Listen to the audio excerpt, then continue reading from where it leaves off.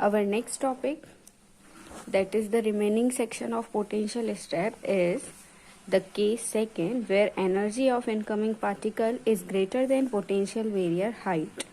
Okay, ये हमारा diagram था. It was x equals to 0. This is region second, this is region first, and this is potential height V naught. Okay, the incoming particle है energy greater than the potential barrier height.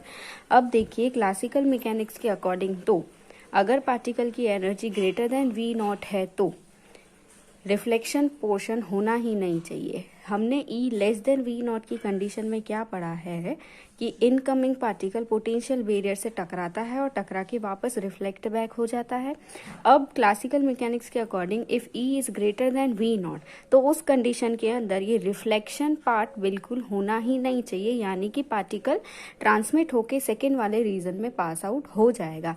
अब हमें quantum mechanics से भी यही solve करके देखना है कि क्या ऐसा होता है या नहीं होता है.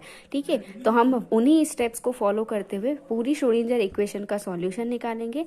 Step first is we have to define potential. Potential हमने पहले भी डिफाइन कर दिया था. Potential is 0 in region first, potential is V not in region second. Okay, now writing the Schrodinger equation for region first minus of h cut square upon 2m del two psi 1 upon del x square plus potential क्योंकि first region में 0 है and that is E psi 1. Okay, so 1 in region में potential 0 नहीं है, so it would be return as V not psi 2. Now again do remember I am taking this to be K dash square. E less than V not वाली condition में हमारे पास जो constant था वो V not minus E था और हमने उसे अल्फा स्क्वायर कंसीडर किया था. ओके, क्योंकि उस कंडीशन में एनर्जी की वैल्यू V नॉट के कंपैरेटिवली कम थी, इसलिए इस E माइनस V नॉट की वैल्यू जो है वो नेगेटिव आ रही थी. ओके, अब यहाँ पर हमारे पास में because energy is greater than V not तो ऑब्वियसली इसकी वैल्यू पॉजिटिव आएगी. अब मैं इस कांस्टेंट को K डैश स्क्वायर कंसीडर कर रही हूँ. ठीक है, so this number first would be return as del two psi 1 upon del x square plus K square psi 1 equals to 0. Do remember here K is 2me upon h cut and K dash is 2m E minus V naught upon h cut. Okay, again ये second order की differential equation है. आपको मालूम होगा इसका solution आएगा E raise to minus of iota k x plus b E raise to iota k x. Okay, और इसी तरह से इस सेकेंड ऑर्डर की डिफरेंशियल इक्वेशन का सॉल्यूशन हमें मिलेगा C E raise to iota k dash x plus D E raise to minus of iota k dash x. Okay, so the required wave function are as follows. आपको इन wave function को ध्यान से analyse करना है. देखिए, this is E raise to iota k x. This is a wave function corresponding to particle moving in the positive x direction. इसका मतलब ये वाला जो फैक्टर है दिस इज इंसिडेंट फैक्टर. ये वाला जो फैक्टर है ये माइनस एक्स डायरेक्शन का है. ये पार्टिकल इस तरफ मूव कर रहा है एंड देन यहाँ से रिफ्लेक्ट होके जो वापस revert back negative x direction में आएगा. ये वेव फंक्शन उस फैक्टर को डिफाइन कर रहा है. So it would be the reflected component. Okay, हमने पिछले वाले में कॉन्स्टेंट्स को चेंज कर दिया, आप इसे वापस चेंज कर दीजिए. चलो हम इसे A ले लेते हैं और इसे B ले लेते हैं. Okay, so it would be incident component and it would be reflected component. Now in the second region, अब सेकेंड रीजन में आप देखिए this is first region, this is second region. अब सेकेंड रीजन में आप देखिए क्योंकि पार्टिकल की energy greater than V not है और अगर पार्टिकल सेकेंड रीजन में आ जाता है तो उसके बाद में ये पार्टिकल सिर्फ पॉजिटिव एक्स डायरेक्शन की तरफ ही मूव करेगा. अब इसके आगे किसी भी तरह का कोई पोटेंशियल बैरियर नहीं है जिससे टकरा के वो वापस माइनस एक्स की तरफ आ सके. इसका क्या मतलब हुआ कि सेकेंड वाले वेव फंक्शन में सिर्फ यही वाला फैक्टर लेना पड़ेगा, D वुड बी 0. ओके क्योंकि E raise to minus of iota k dash x ये बता रहा है कि आगे किसी पोटेंशियल बैरियर से वो टकरा के वापस रिफ्लेक्ट हो रहा है और माइनस एक्स की तरफ मूव कर रहा है। लेकिन सेकेंड रीजन के आगे इस तरह की कोई पोटेंशियल बैरियर नहीं है जिससे पार्टिकल टकराएगा और वापस इस तरफ आएगा। ओके इसका मतलब सेकेंड वेव फंक्शन के लिए डी की वैल्यू 0 होनी चाहिए। Hence our wave function would be only c e raised to iota k dash and x. Okay so अब हमें क्या करना है, कॉन्स्टेंट्स की वैल्यू निकालनी है, constant a, constant b and constant c। In constants की वैल्यू को निकालने के लिए हम बाउंड्री कंडीशंस को यूज में लेते हैं। Okay the boundary conditions are as follows.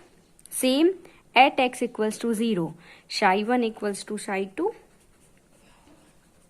and at x equals to 0 d psi1 upon dx equals to d psi2 upon dx. Okay, the first boundary condition, that is psi1 barabar psi2 at x equals to 0. So what would we get? We would get psi1 as a e raised to x की जगह 0 लिखना है plus b e की x की जगह हम 0 लिखेंगे. It would give us c. Hence we would get a plus b equals to c. This is our equation number 7. Our second boundary condition is d psi1 by dx is equals to d psi2 by dx at x equals to 0.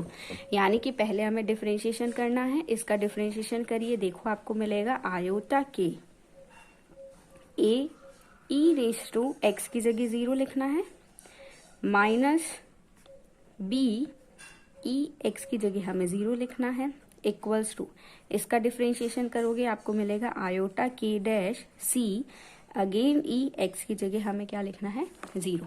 तो आपको क्या मिलेगा number 8. Okay अब हमें 7th और 8th को solve करना है. देखिए ढंग से, हम एक बार इसे ऐड कर लेंगे, एक बार सब्ट्रैक्ट कर लेंगे.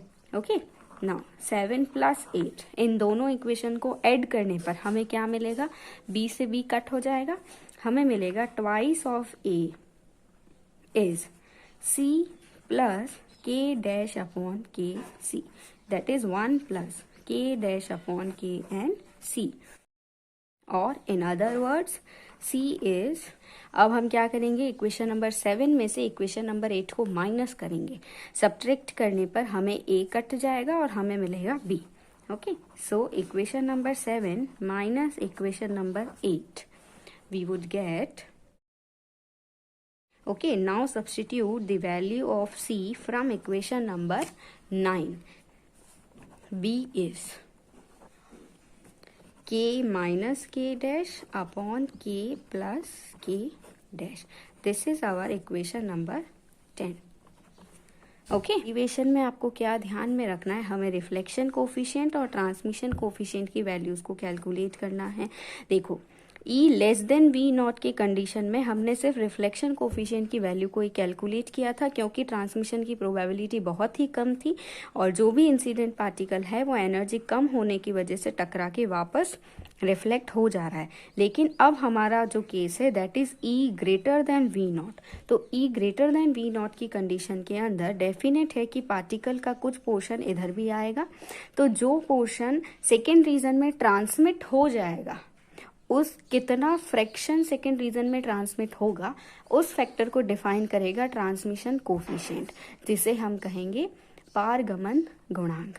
एक चीज और, जब E less than V naught था उस कंडीशन में मैंने आपको बताया था कि reflection coefficient is reflected portion का constant divide by incident portion का constant and its mod square. Okay अब यहाँ पर ट्रांसमिशन कोफिशिएंट के लिए थोड़ा सा डिफरेंट तरीका हमें निकालना पड़ेगा, वहाँ हम इस फॉर्मूले को भी डिराइव करेंगे.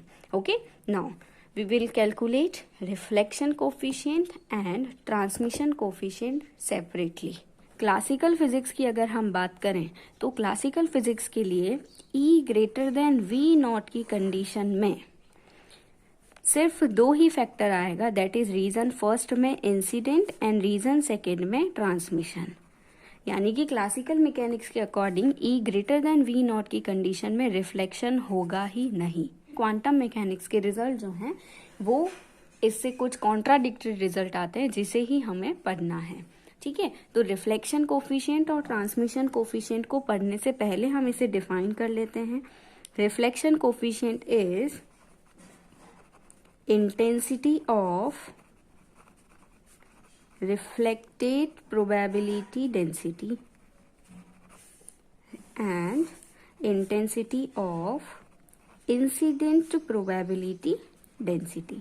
Okay, reflection coefficient is a ratio of intensity of reflected probability density and incident probability density. Similarly, transmission coefficient would be, और कैलकुलेट करने के लिए हम प्रोबेबिलिटी डेंसिटी के फॉर्मूले को यूज करेंगे, that is h cut upon twice of iota m psi star del psi by del x minus psi del psi star by del x. ठीक है, अब देखिए the case where x is less than naught, wave function is a e raised to iota kx plus b e raised to minus iota kx. इस wave function को इस फॉर्मूले से solve करने पर हमें मिलेगा h cut k upon m and this a square minus b square. Do remember, मैंने आपको बताया था क्वांटम मैकेनिक्स के अंदर हम मोमेंटम को h cut upon k लिखते हैं. देखिए p is equals to m into v, so p upon m is basically v. Here it is p and it is m, so p upon m is v, so it can be written as this, where v is velocity of particle in region 1. Okay, अब देखिए second region के लिए for x greater than 0, second region के लिए the wave function है c e raise to iota k dash x. इस wave function को इस फॉर्मूले में यूज में लेने पर आपको मिलेगा p dash and p dash upon m would give us v dash. Hence, this would be v dash c square. Okay, where v dash is velocity of particle in second region. Okay, तो अब हमें क्या करना है, reflection coefficient और transmission coefficient की values को calculate करना है. So reflection coefficient is reflected probability current density and corresponding incident probability current density. अब इस प्रोबेबिलिटी फर्स्ट रीजन के लिए देखिए आप, फर्स्ट रीजन के लिए प्रोबेबिलिटी डेंसिटी की वैल्यू हमें मिली थी a square minus of b square. Okay, तो अब देखिए इसमें रिफ्लेक्टेड कंपोनेंट का वैल्यू निकालना, तो reflected component is this one, so it can be written as v mod of b square divide by incident component is this one, so it would be v mod of a square. So we are getting b by a square. Last lecture में मैंने आपको direct ही इसकी value बता दी थी, अब मैं आपको इसे क्लैरिफिकेशन दे रही हूँ. ठीक है, now substitute the values of b and corresponding values of a. So reflection coefficient is b by a square, that would be k minus k dash upon k plus k dash का square. Okay, अब हमें क्या करना है, this is k and this is k dash, इनकी values को यहाँ पर सब्स्टिट्यूट करना है. व्हाट वुड बी गेट, इसे हम पहले सॉल्व कर लेते हैं और उसके बाद हमें इसकी वैल्यू यहाँ लगानी है. व्हाट वुड बी गेट, देखो 1 अपॉन एच कट हम कॉमन ले लेते हैं, it would be twice of M E minus, इस स्क्वायर रूट में से हम ई को कॉमन ले लेते हैं, so we would get 1 minus V not upon E. Okay, now this twice of M E and this twice of M E, we would get twice of M E upon H cut 1 minus square root of 1 minus V not upon E. This is k minus k dash. Similarly, k plus k dash would be twice of me upon h cut 1 plus 1 minus v naught upon e. Okay, this is k minus k dash, this is k plus k dash. इसकी value हमें इस फॉर्मूले में लिखनी है. So what would we get? We would get r is 1 minus V naught upon E divided by 1 plus 1 minus V naught upon E, that is whole square. Okay, this is the reflection coefficient. Okay, तो इस फॉर्मूले को analyse करना है. सबसे first case is, हम पढ़ रहे हैं E greater than V not वाला केस. इनकमिंग पार्टिकल की एनर्जी पोटेंशियल बैरियर की हाइट से ज़्यादा है, लेकिन फिर भी रिफ्लेक्शन की वैल्यू 0 नहीं आई है. इसका ये मतलब है कि इनकमिंग पार्टिकल की जो भी बीम आ रही है उसमें से कुछ पार्टिकल तो ऐसे होंगे जो यहाँ से टकरा के वापस भी रिफ्लेक्ट होंगे, क्योंकि अगर ये रिफ्लेक्ट नहीं होते तो आर की वैल्यू 0 आती, जैसा कि क्लासिकल मैकेनिक्स के अकॉर्डिंग है. सेकेंड केस देखिए, if energy of incoming particle is equal to the potential barrier height, उस कंडीशन में आपको क्या मिलेगा? In that case you would get reflection coefficient to be 1. इसका मतलब अगर इनकमिंग पार्टिकल की एनर्जी एग्जैक्टली पोटेंशियल बैरियर की हाइट के बराबर होगा, उसी कंडीशन में आपको रिफ्लेक्शन कोफिशिएंट की वैल्यू 1 मिलेगी. ओके, और थर्ड केस आप देखिए, अगर इनकमिंग पार्टिकल की energy is very very greater than V naught, उस कंडीशन में आपको क्या मिलेगा? देखिए, 1 minus energy of incoming particle is very very greater than, तो डिनोमिनेटर का टर्म अगर बहुत ज़्यादा हाई आएगा तो अप्रोक्सीमेटली 0 मिलेगा. ओके, इसी तरह से आपको नीचे भी मिलेगा. तो इस कंडीशन में आपको क्या मिल रहा है? देखिए, 1 माइनस 1 दैट इज 0, यानी कि इफ इनकमिंग पार्टिकल की एनर्जी बहुत ही ज़्यादा हाई है, उसी कंडीशन में आप रिफ्लेक्शन कोफिशिएंट की वैल्यू 0 मिलेगी, अदरवाइज 0 नहीं मिलेगी.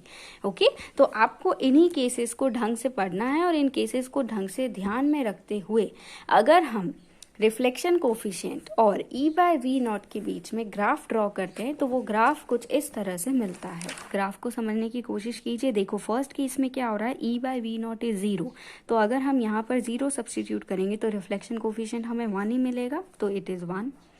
As E is equals to V naught, इस फ्रैक्शन के अंदर आपको 0 मिलेगा, so again reflection coefficient is 1. और जैसे जैसे पार्टिकल की एनर्जी बढ़ेगी रिफ्लेक्शन की वैल्यू घटेगी, और इसी वजह से on further moving, if energy of particle is increasing, the reflection coefficient is gradually decreasing.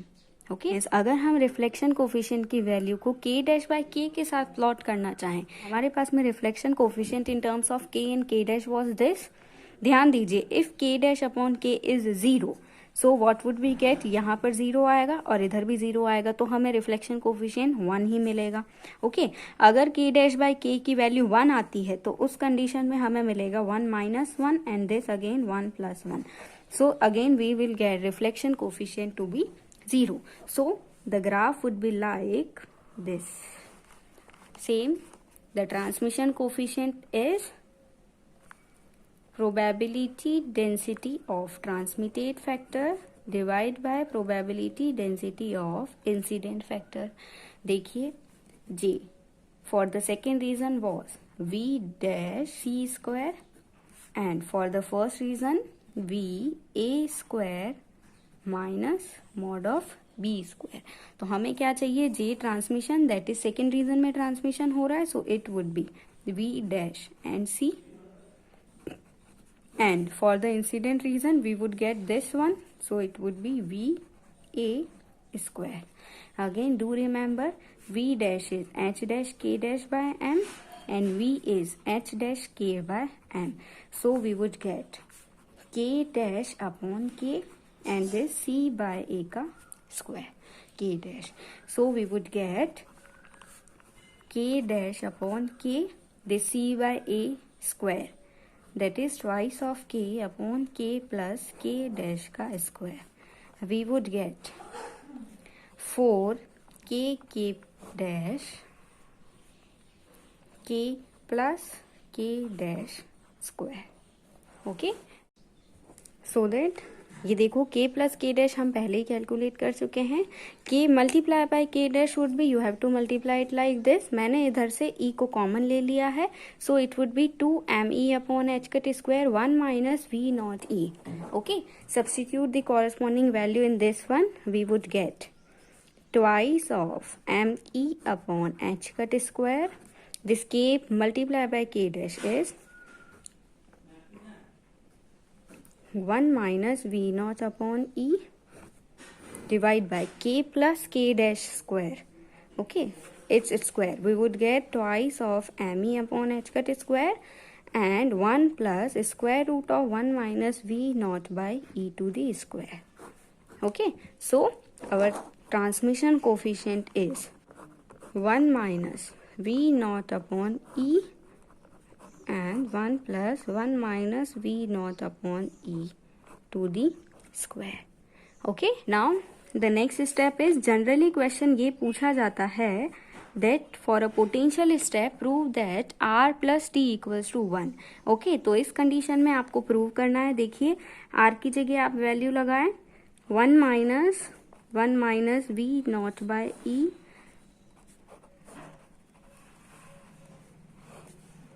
this is r and the t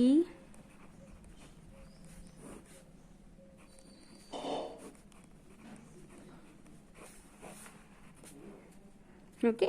अब देखिए आपको इन दोनों को प्लस करना है. What would we get? We would get square plus B square minus 2 a b.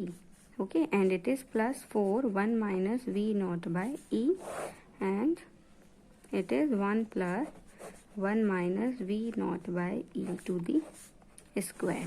को देखिए 1 plus 1 upon v naught minus E, इसका एक्सपांशन यही होगा a square plus B square plus twice of a b. Okay, hence r equals to 1.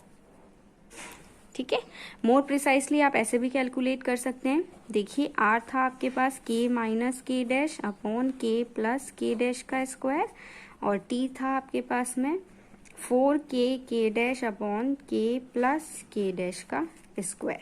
आप इन दोनों को add करके भी 1 शो कर सकते हैं.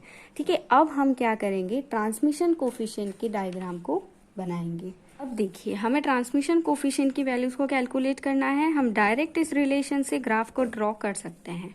Since r plus T equals to 1, do remember अगर r की वैल्यू 0 हो तो उस कंडीशन में t 1 होगा और अगर t की वैल्यू 0 हो तो उस कंडीशन में r की वैल्यू क्या होगी 1. तो देखिए रिफ्लेक्शन कोफिशिएंट की ग्राफ के अंदर when reflection coefficient is 1 corresponding transmission coefficient is 0. Okay, और जैसे जैसे रिफ्लेक्शन कोफिशिएंट की वैल्यू घट रही है यहाँ पर ट्रांसमिशन की वैल्यू क्या होगी, इंक्रीज होगी. At k dash upon k equals to 1 reflection coefficient is 0, therefore at k dash upon k equals to 1 the transmission coefficient is equals to 1.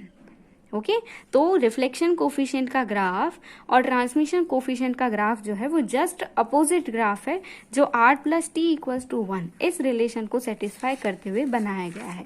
इसी तरह से रिफ्लेक्शन कोफिशिएंट और e बाय वी नॉट के बीच का graph ध्यान से देखिए. When e by V naught is equals to 1 the reflection coefficient is 1. तो इस वजह से when e by V naught is equals to 1 the transmission coefficient is 0.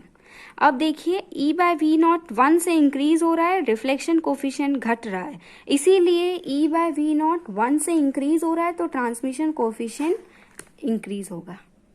Okay, तो इस तरह से रिफ्लेक्शन कांस्टेंट और ट्रांसमिशन कोफिशिएंट की वैल्यूज का ग्राफ जो होगा वो एग्जैक्टली एक दूसरे के अपोजिट मिलेगा. Okay, thank you.